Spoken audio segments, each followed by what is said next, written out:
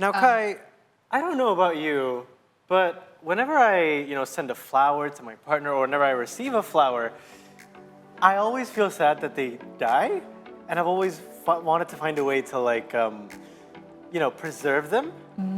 But I didn't know what I could do about it until I found out about this thing called the Keepsake business. Have you heard of it yet?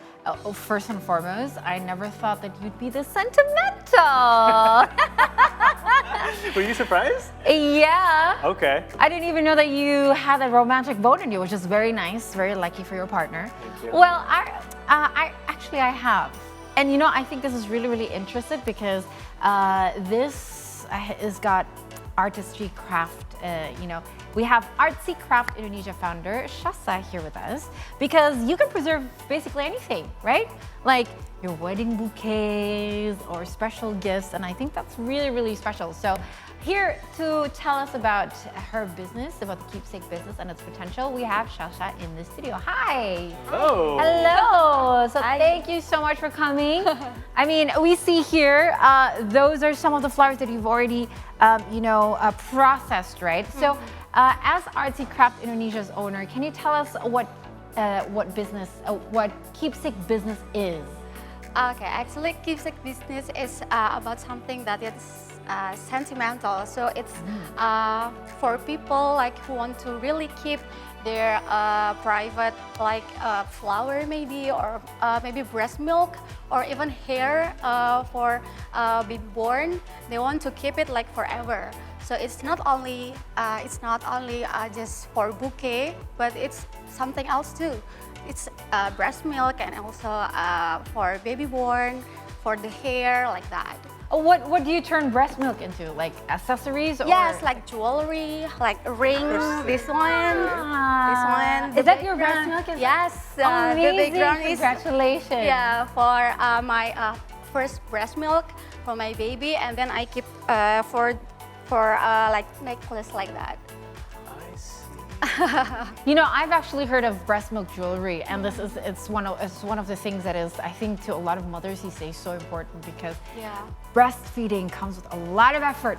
Yes. Right? True. So that's why I said True. congratulations for making a keepsake out of it, right? Yeah. It is a lot of effort, but that makes me wonder, where did you get the idea from? Because I can imagine there must have been like a will within yourself as well that you wanted to preserve some things that were sentimental to you, right? Yeah, because firstly I pressed the flower first. Like I get a lot of flowers from graduation and wedding, and like it is just like waste. Right. Yeah, and then I tried how to make it like long lasting, and I tried to find out the technique and then write the journals like that, and then I'll try to trial and errors, and then I try to press the flowers first, and then to preserve the flowers by 3D, like you have the different frame.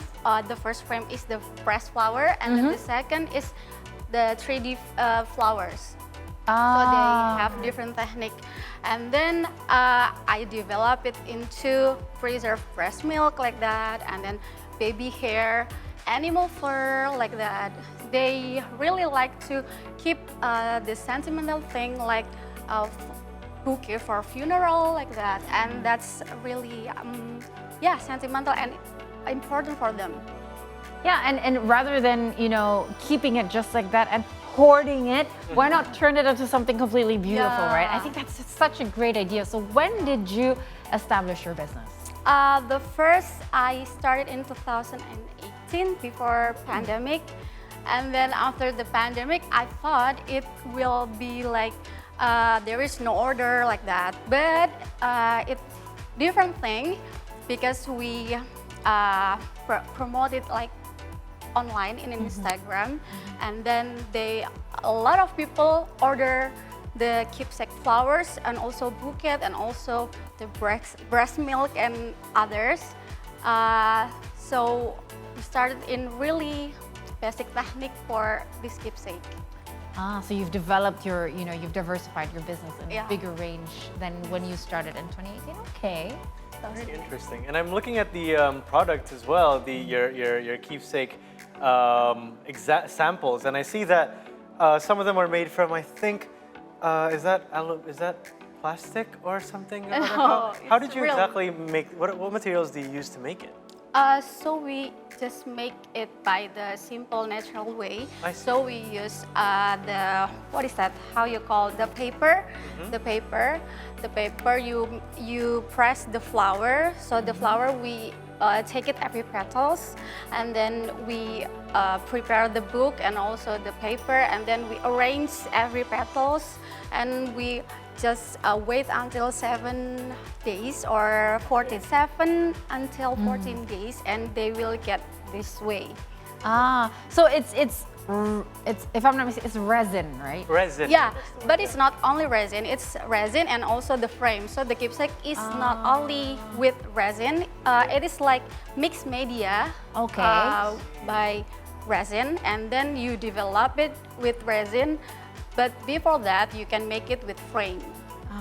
So how long does it actually take to make? You said just pressing the flowers would take until 7 days. So Yeah. if I were, for instance, to order, let's say the flowers, because I know breast milk will take a different amount of time. Yeah. But if I order, the bouquet of flowers, how long would it take for you to process the order? So the process will be, we preserve the flowers first. So it is 7 days, and then we start to design. So it takes 3 weeks.